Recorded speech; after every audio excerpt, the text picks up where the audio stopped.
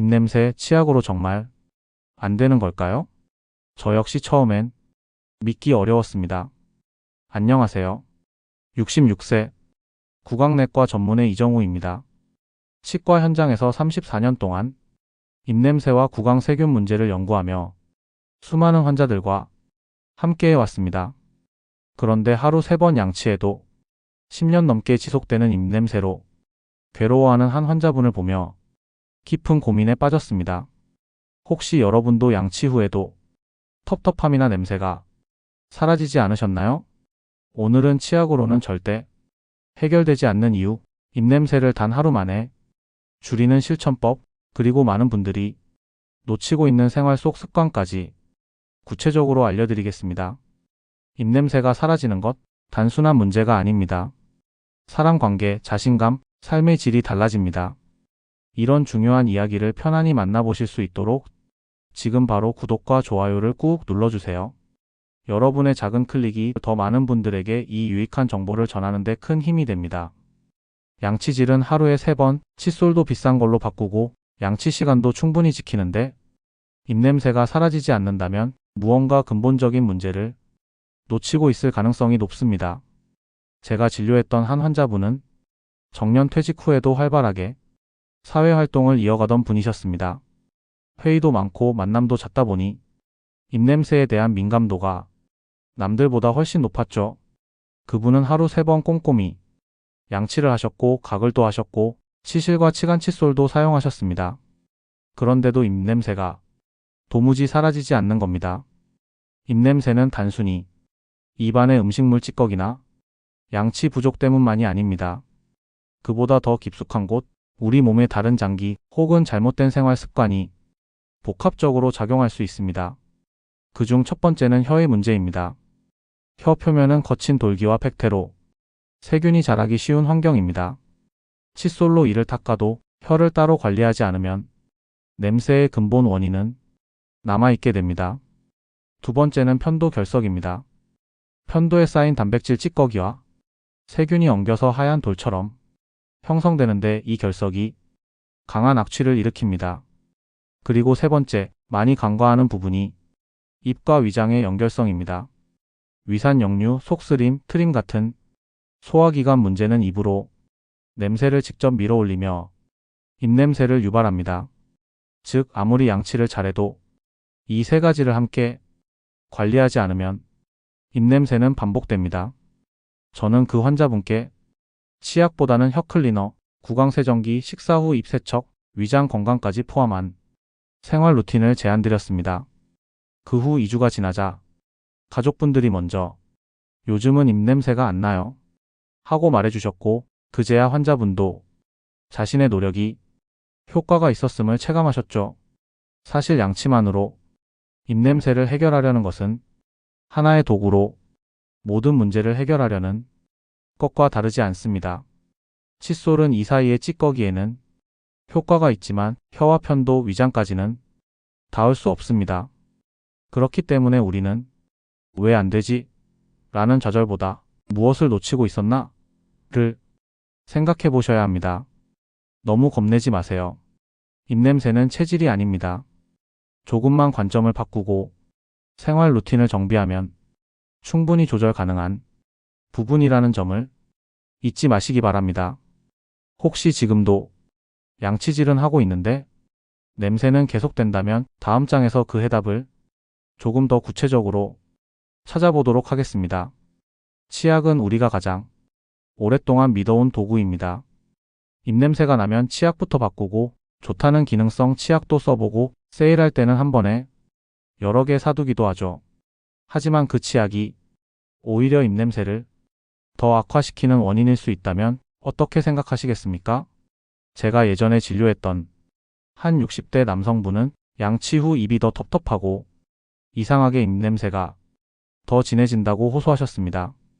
그분은 유명 브랜드의 미백 기능 치약을 쓰고 계셨습니다.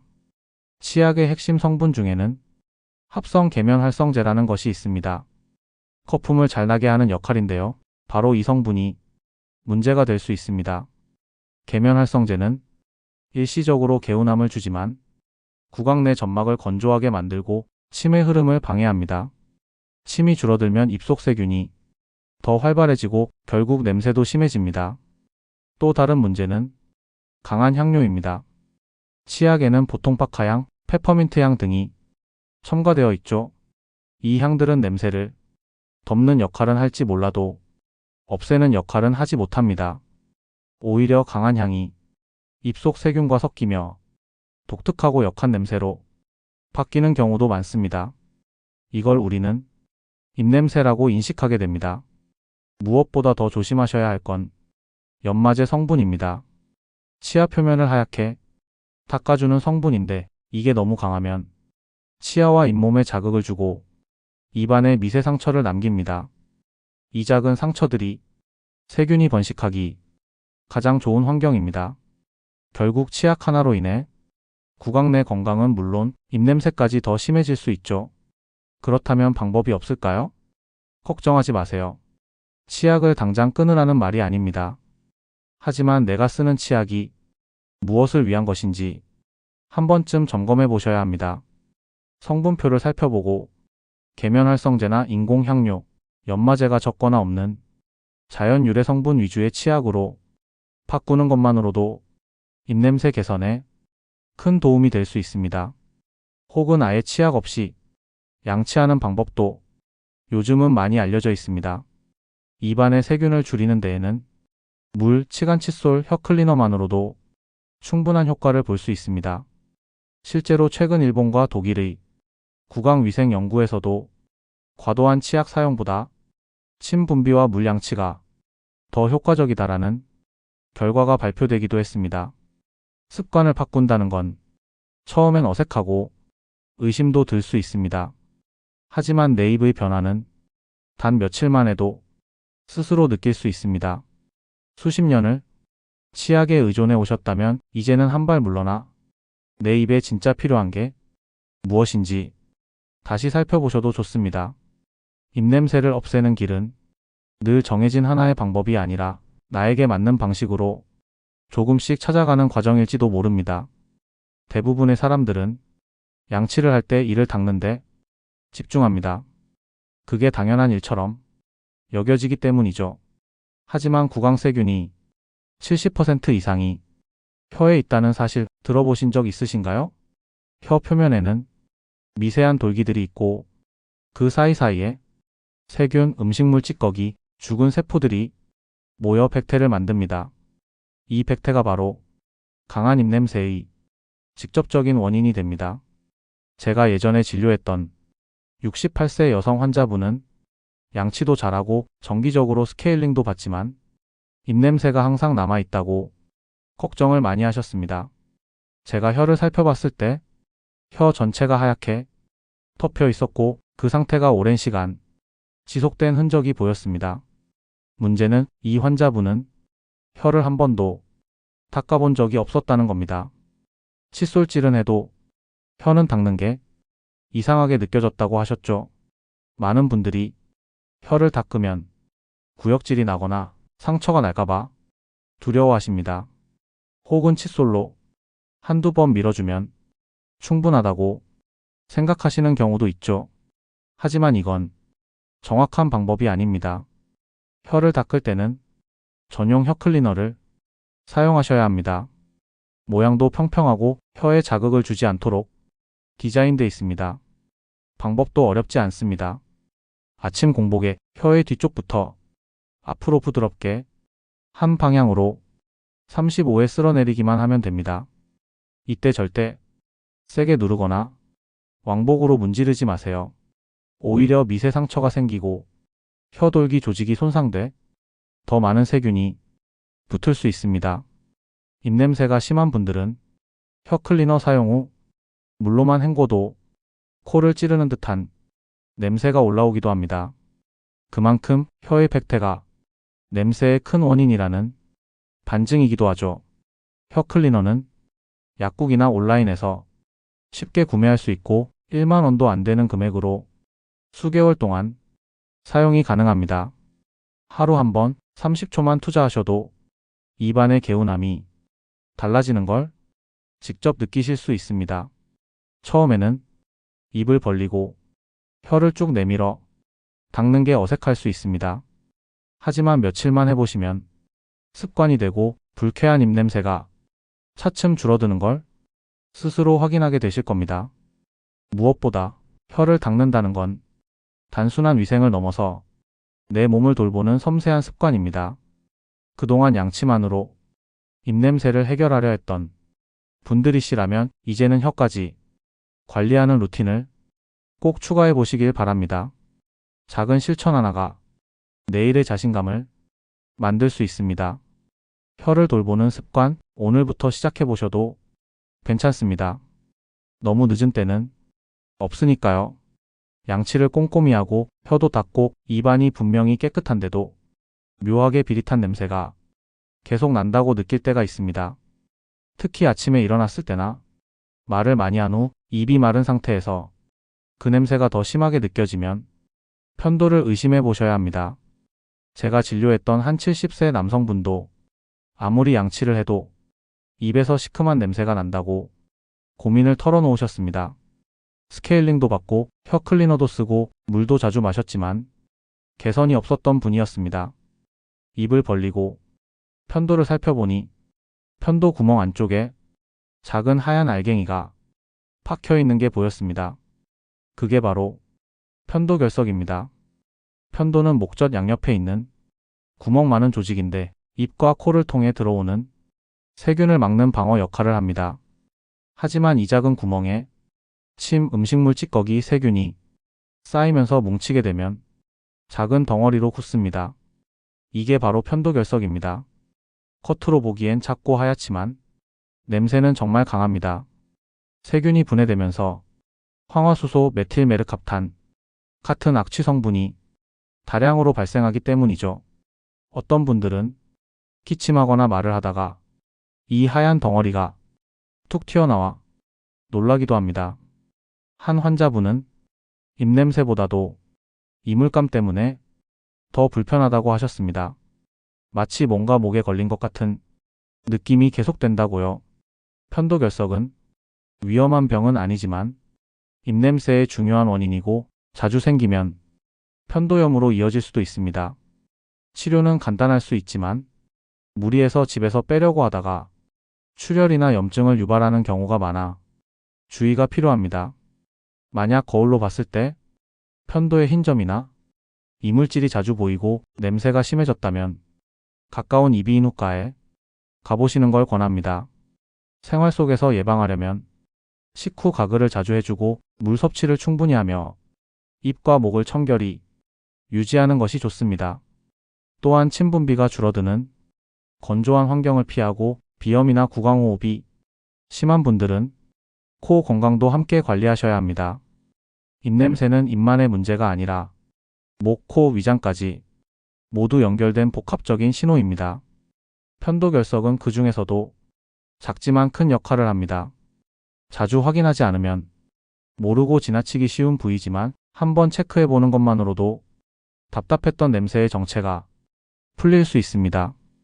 혹시 여러분도 말을 할 때마다 상대방 눈치를 보게 되신다면 가장 먼저 확인해야 할 곳이 바로 이 편도입니다. 치약 없이 어떻게 이를 닦아요? 진료실에서 이 질문 정말 자주 듣습니다. 사실 치약 없이 양치한다는 말은 조금 낯설고 불안하게 들릴 수도 있습니다. 하지만 진료를 하면서 입냄새가 심한 분들 중에 치약을 오히려 줄이면서 상태가 나아지는 경우를 여러 번 봤습니다. 앞서 말씀드렸듯 치약에는 계면활성제나 강한 향료, 연마제 같은 자극적인 성분들이 많습니다. 그 성분들이 입안을 건조하게 하고 점막에 상처를 내거나 균형을 무너뜨리기도 합니다. 특히 시니어분들은 침 분비량이 줄어드는 시기이기 때문에 이런 치약 성분이 구강 환경에 더 민감하게 작용합니다.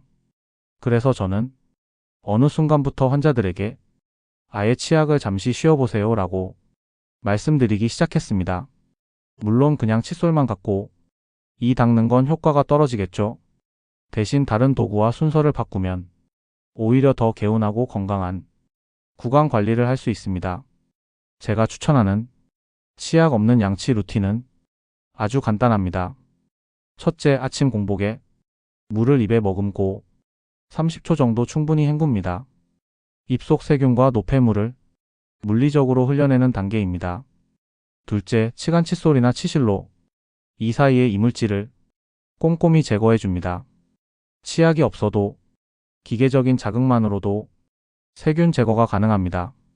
셋째, 혀 클리너로 혀 뿌리부터 앞까지 한 방향으로 부드럽게 닦습니다. 넷째, 마지막으로 소금물이나 연한 녹차, 무알콜 가글로 가볍게 마무리합니다. 이렇게 하면 치약 없이도 충분한 청결감과 상쾌함을 느끼실 수 있습니다.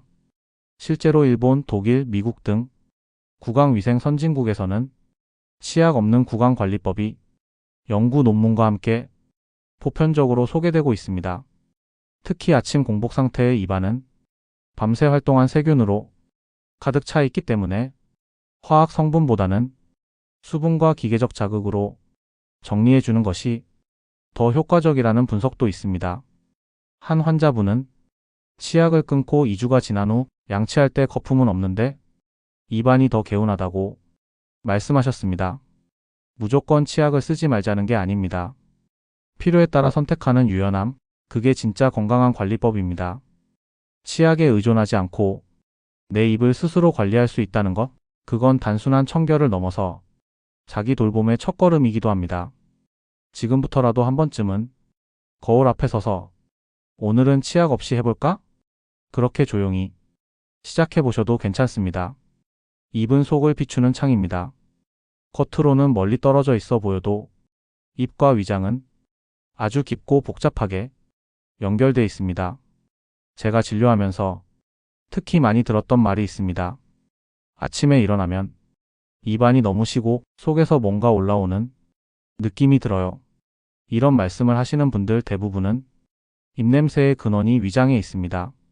위산이 올라오는 분들은 트림할 때마다 냄새가 올라오는 걸 느끼시고 속이 더부룩하거나 소화가 안 될 때도 입에서 쓴맛, 신맛이 나는 경우가 많습니다. 심지어 양치는 잘하는데도 공복에만 유독 냄새가 나는 분들, 그건 거의 대부분 속에서 올라오는 냄새입니다. 위산 역류, 헬리코박터균, 장내가스, 담즙 역류 등 내부 문제는 입으로 냄새를 밀어올리는 통로가 됩니다. 제가 기억하는 한 여성 환자분은 왜 나만 입냄새가 나요? 하면서 울먹이셨습니다. 평소 성격도 깔끔하고 식사도 규칙적인 분이셨는데 알고 보니 오랜 스트레스로 만성 위염이 진행 중이셨고 그게 원인이었습니다. 위장은 스트레스에 굉장히 민감한 장기입니다. 과식, 야식, 급한 식사, 짠 음식, 탄산음료, 커피 과다, 기름진 식사, 이 모든 것이 위산 분비를 자극하고 점막을 손상시킵니다. 그 결과 속이 편하지 않으면 냄새도 불편해지는 겁니다. 입에서 올라오는 묘한 시큼함과 쓴내는 단순한 양치나 가글로는 해결되지 않습니다. 그래서 저는 환자분들께 구강 관리와 더불어 속 관리 루틴도 꼭 함께 알려드립니다. 아침에 일어나자마자 미지근한 물 한 컵 마시기, 식사 전에 천천히 호흡하며 마음 진정시키기, 한 입에 2번 이상 꼭꼭 씹기, 저녁 8시 이후 금식, 취침 전 위를 압박하지 않기, 이런 습관들이 속을 편안하게 해주고 냄새를 줄이는데 큰 도움이 됩니다. 또한 유산균 섭취나 양배추즙, 매실, 원액 등 소화에 도움되는 자연식품을 곁들이는 것도 한 방법입니다.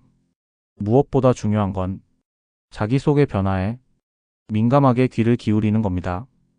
입냄새가 반복되면 양치만 생각하지 마시고 속이 편했는지, 식사를 어떻게 했는지, 스트레스를 얼마나 받았는지 돌아보는 것이 필요합니다.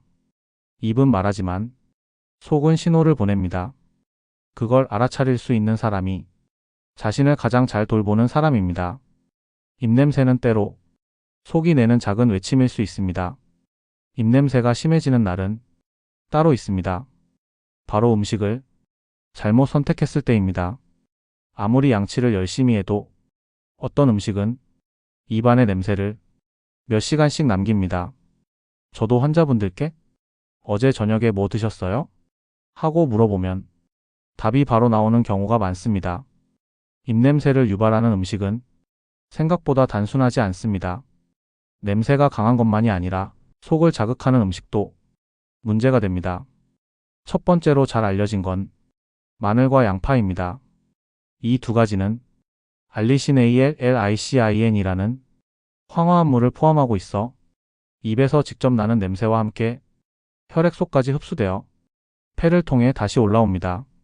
즉, 아무리 양치를 해도 숨에서 냄새가 지속될 수 있는 겁니다. 두 번째는 유제품과 붉은 고기입니다. 특히 치즈나 우유 같은 지방 함량이 높은 유제품은 입안에서 점막에 들러붙어 세균 활동을 활발하게 만들고 냄새를 오래 남깁니다. 세 번째는 술과 커피입니다. 술은 탈수를 일으키고 침 분비를 억제합니다. 커피 역시 산도가 높고 입안을 건조하게 만듭니다. 입이 마르면 세균이 더 빠르게 번식하고 냄새도 강해지게 됩니다.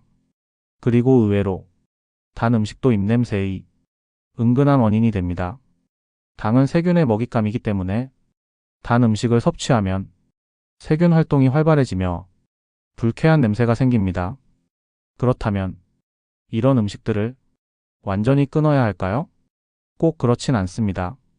시기와 조합을 조절하는 게 더 중요합니다.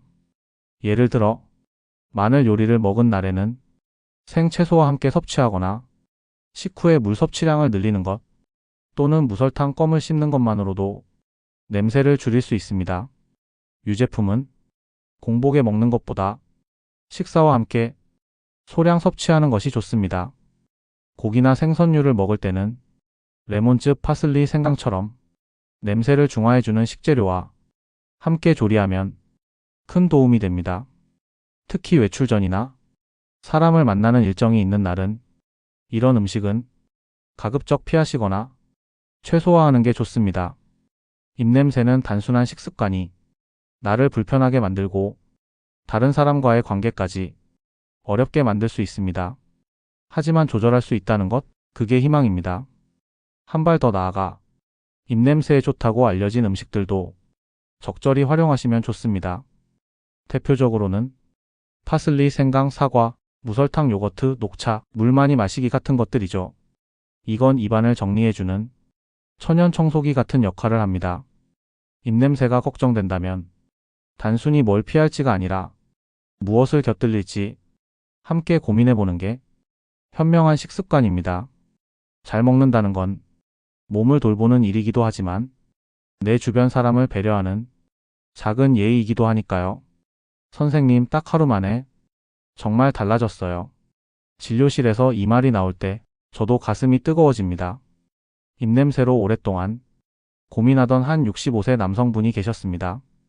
퇴직 후 다시 사람들과 활발하게 지내고 싶었지만 입냄새 걱정 때문에 약속조차 피하고 계셨습니다. 그분께 제가 알려드린 하루 실천 루틴 단 한 번 해보시고 다음날 이렇게 말씀하셨습니다. 딸이 아빠 입냄새 안 나요? 라고 처음으로 웃어줬어요. 그분이 지킨 건 어렵지도 복잡하지도 않았습니다. 하루 동안 아래 5가지를 순서대로 실천한 것 뿐이었습니다. 첫째, 아침 공복 물 1컵입니다. 자기 전에 입안에 남은 세균이 밤새 증식하기 때문에 아침에 일어나자마자 미지근한 물로 입안을 헹구고 1컵 천천히 마시는 것이 가장 기본이자 핵심입니다. 둘째, 혀 클리너 사용입니다. 혀의 백태는 입냄새의 직접적인 원인이기 때문에 혀를 부드럽게 35회 한 방향으로 쓸어줍니다. 셋째, 치간 칫솔과 물 양치입니다. 치약 없이 칫솔질하되 치간 칫솔로 이 사이를 먼저 닦고 미지근한 물로 충분히 헹굽니다. 이때 침이 충분히 돌 수 있도록 입안 전체를 부드럽게 움직여주세요. 넷째, 식후 가글 또는 녹차입니다. 가글을 고르실 때는 알코올이 없는 순한 제품이나 녹차를 진하게 우려낸 물로 입을 헹궈도 좋습니다. 녹차 속 카테킨은 입냄새를 중화하는데 탁월한 성분입니다. 다섯째, 속 편한 저녁과 금식입니다. 자극적인 음식은 피하고 소화가 쉬운 국물이나 죽 위주로 저녁 8시 이후에는 물 외에는 금식합니다. 밤사이 위산이 올라오는 걸 막고 입냄새를 만드는 역류성 위염도 줄일 수 있습니다. 이 루틴을 지키면 단 하루만 해도 입안의 개운함이 다릅니다. 입냄새는 내가 먼저 스스로 느낄 수 있습니다. 사람들은 말합니다. 그게 뭐 얼마나 다르겠어? 하지만 해보면 압니다. 말할 때, 숨 쉴 때, 사람을 만날 때의 자신감? 그건 살아가는데 생각보다 큰 영향을 줍니다. 입냄새는 누구에게나 생길 수 있고 누구든 바꿀 수 있습니다. 그리고 그 시작은 치약도 약도 아닌 내가 내 입을 들여다보는 하루입니다. 오늘 하루 한번 해보시겠습니까? 입냄새라는 건 단순히 입의 문제가 아닙니다. 그 사람의 마음과 생활, 인간관계까지 조용히 영향을 미치는 문제입니다. 그런데 많은 분들이 그 불편함을 참아내고 혼자서 소가리만 하고 계시죠? 저는 오랜 시간 환자분들과 함께하며 알게 되었습니다. 입냄새는 노력해도 안 되는 것이 아니라 방식만 바꾸면 나아질 수 있는 것이라는 걸요. 혀를 닫고 속을 편하게 하고 습관을 하나씩 정리해 나가다 보면 내 입과 마음이 조금씩 가벼워지는 걸 분명히 느끼실 수 있습니다. 오늘 영상의 모든 내용은 단 하루 그저 한번 시도해 보셔도 충분히 달라질 수 있는 작은 실천들입니다. 손주가 다가와 안아줄 때, 오랜 친구를 만날 때, 버스에서 누군가 옆에 앉을 때 내가 불편하지 않다는 건 정말 큰 자유입니다. 지금 이 영상을 보시는 여러분이 그 자유를 되찾으시길 진심으로 바랍니다. 제 이야기가 도움이 되셨다면 구독과 좋아요, 그리고 알림 설정까지 부탁드려요. 이 소중한 정보를 주변 분들과 함께 나눠주세요. 여러분의 건강하고 행복한 삶을 응원하며 지혜 인생은 더 따뜻한 이야기로 다시 찾아뵐까요?